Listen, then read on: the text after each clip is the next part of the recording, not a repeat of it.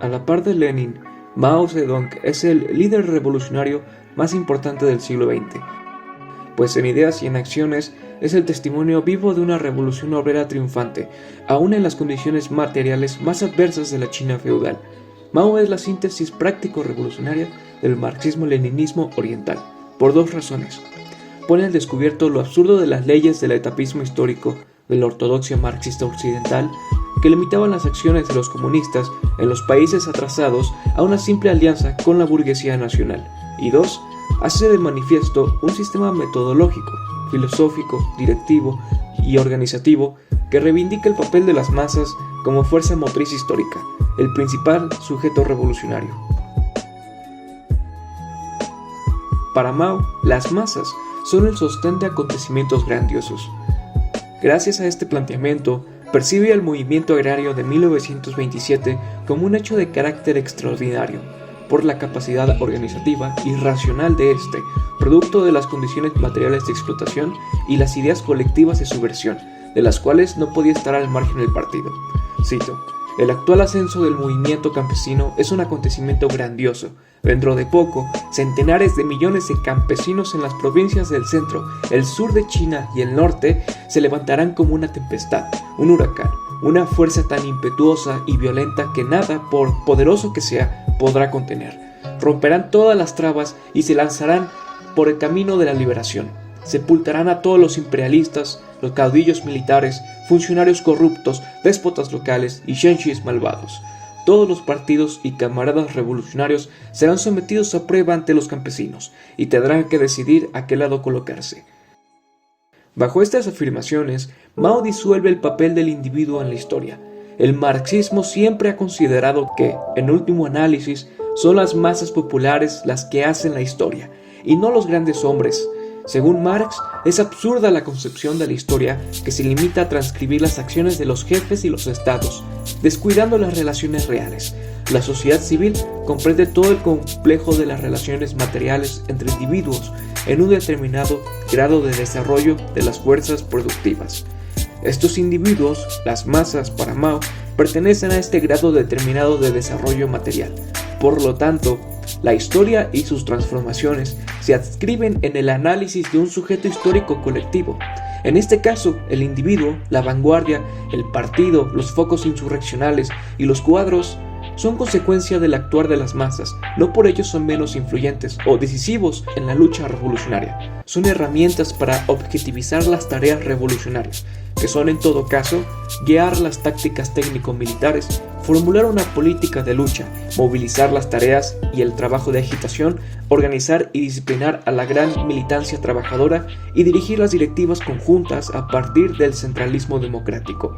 Una vanguardia, que es una dirección minoritaria de cuadros ilustrados, no se superpone a las masas y viceversa. Para Mao, esta situación representa un proceso dialéctico de aprendizaje, a partir de la teoría marxista del conocimiento.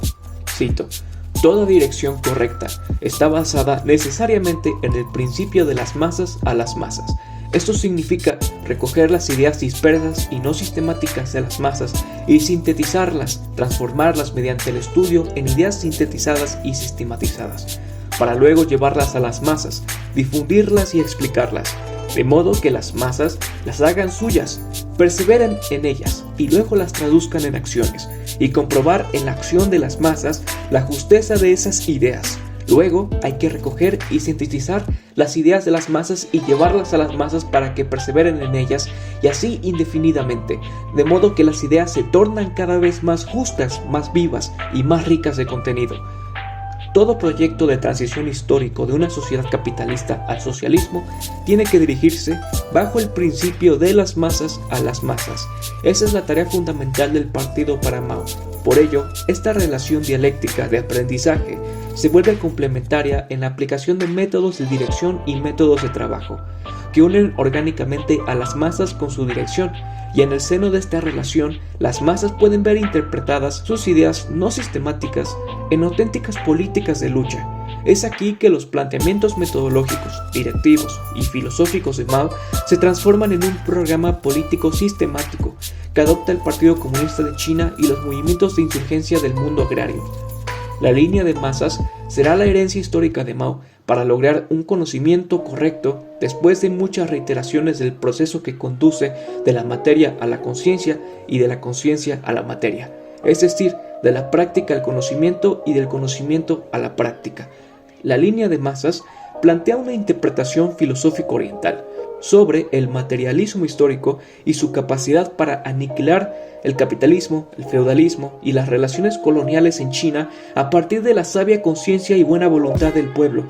El sustento teórico práctico de Mao será fruto de las experiencias de las campañas de rectificación de 1942, por ejemplo, cuando los burós, la prefectura y los comités centrales y regionales del partido lanzaron un llamamiento general a los cuadros para realizar un estudio del pasado político e ideológico de las provincias al sur de la muralla, con el objetivo de dictar una solución general de reivindicaciones agrarias.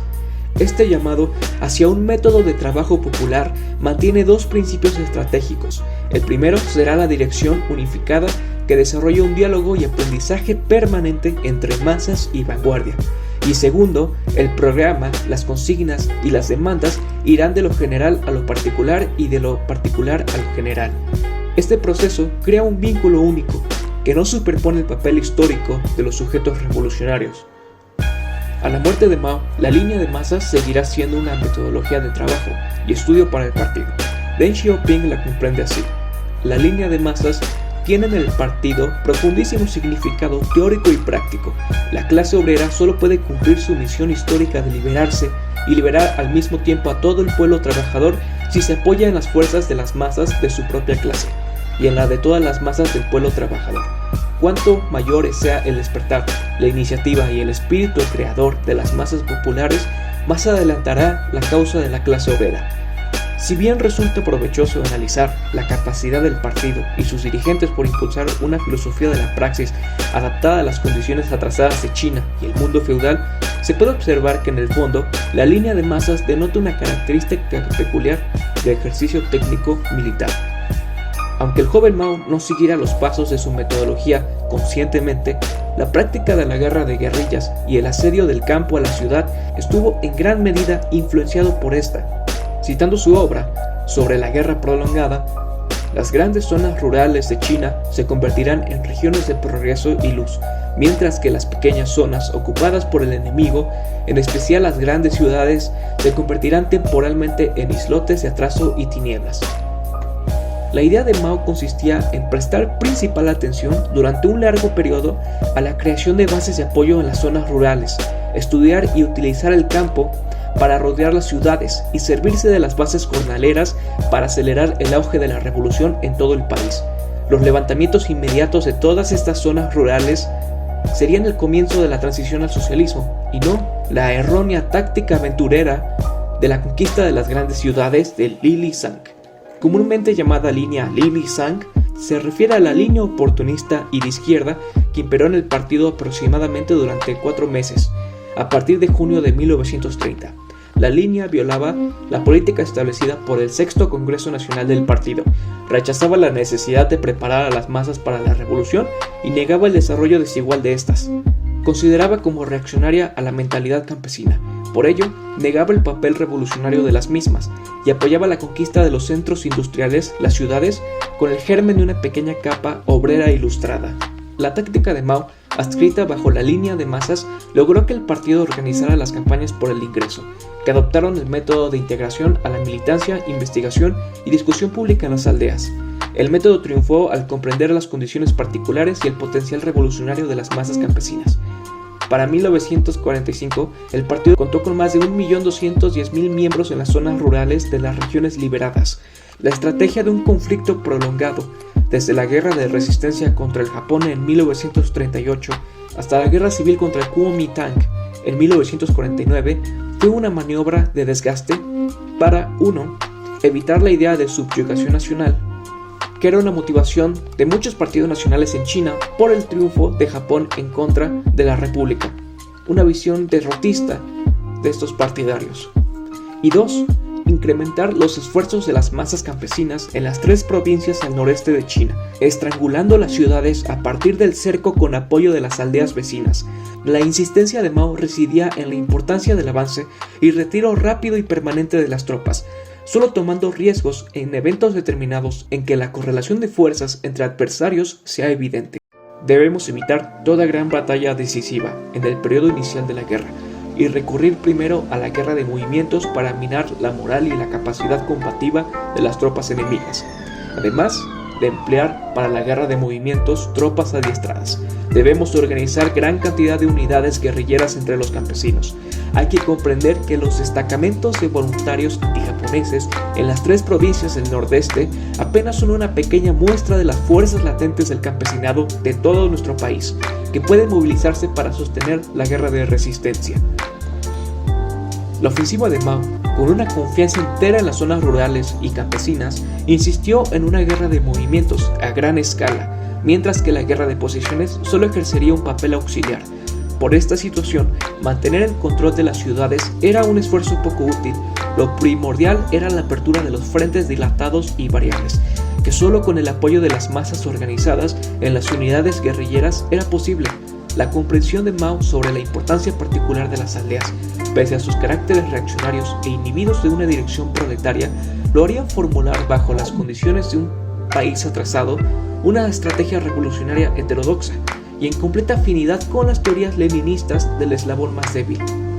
Las masas, siendo ya el campesinado como sujeto real, sin abstracciones, serían las que para 1938 desarrollarían una guerrilla a gran escala, sin cuartel y absoluta. En abril de 1947, las fuerzas comunistas conquistaron Manchuria, Mongolia Interior y Hubei. Para julio de 1948 se extendieron hasta Xinjiang, Qinghai, Gansu, Yunnan y el Tíbet, Guangzhou y Yan'an. Y para finales de 1949, el Ejército Popular de Liberación atravesaría el sur de la muralla, logrando triunfar en todo Hunan hasta Cantón. Los nacionalistas estaban rodeados por las fuerzas de los comunistas en las ciudades de Chengdu y Chongqing. Las presiones y los cercos obligaron a las fuerzas de Chiang Kai-shek a retirarse a la isla de Formosa, actual Taiwán, en 1949. La derrota de los nacionalistas remarcó un evento asombroso y único en el mundo. No existían para Mao superioridad e inferioridad absoluta. Pues si bien los nacionalistas tenían el control de las grandes ciudades, las líneas de comunicación, transporte y provisiones, el valor del triunfo residía esencialmente en la guerrilla agraria y su capacidad de elevar el ánimo y simpatía del pueblo en favor de una guerra justa. Para Mao, toda guerra justa, revolucionaria, está dotada de una fuerza inmensa, capaz de transformar muchas cosas o de abrir el camino a su transformación. La guerra chino-japonesa transformará a China y al Japón, siempre que China persista en la guerra de resistencia y en el frente único. El viejo Japón se convertirá en un nuevo Japón y la vieja China en una nueva China. Y tanto en un país como el otro, hombre y cosas se transformarán en el curso de esta guerra y después de ella.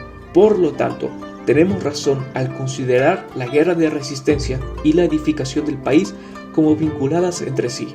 El legado maoísta de la línea de masas es más vigente, en cuanto al desarrollo de las fuerzas productivas lo permite. Esto lo sostuvo Mao durante la resistencia nacionalista, aludiendo que el Ejército Popular de Liberación se afianzará como un agente revolucionario en la medida en que, siendo autoabastecedor de sus necesidades físicas, conseguiría además su autonomía económica y la de toda China, porque como más tarde comprobará la República Popular China, la industrialización y la modernización será el producto de una movilización social sin precedentes.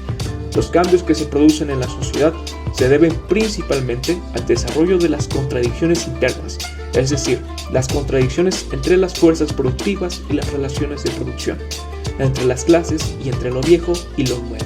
Es el desarrollo de estas contradicciones lo que hace avanzar a la sociedad e impulsa la sustitución de la vieja sociedad por la nueva. La dirección colectiva, que ha de adoptarse en aras de la construcción de una sociedad socialista, exige un movimiento de masas que, además de ser respaldado por las mayorías y de traducir el conocimiento subalterno en acción revolucionaria, debe ser independiente, ajeno a todo tipo de aparato político preestablecido, es decir, liderar desde la base popular la edificación de un movimiento plenamente obrero y campesino, soberano y popular, porque ¿quién mejor que el pueblo, consciente de sus necesidades y de sus demandas, para, como en reiteradas ocasiones señaló Mao, integrarlas en un frente que luche por una satisfacción en lugar de la imposición de los deseos imaginados de la vanguardia y o el partido político. La crítica y autocrítica también, propugnada por la línea de masas, nos exhorta de igual modo a reconocer los aciertos y desaciertos de la gran revolución cultural china, del gran salto adelante, de las purgas pseudo-revisionistas y del culto a la personalidad del líder, etc., criticando hasta qué punto el propio Mao y sus vicisitudes en los últimos años de su vida se desvincularon completamente de las masas y de la metodología filosófica, organizativa y política de su propia autoría. Esto nos evita caer claramente presos en el fetichismo y en el sectarismo del estudio irreal de un hombre y su pensamiento, sino que es el análisis concreto de la situación concreta.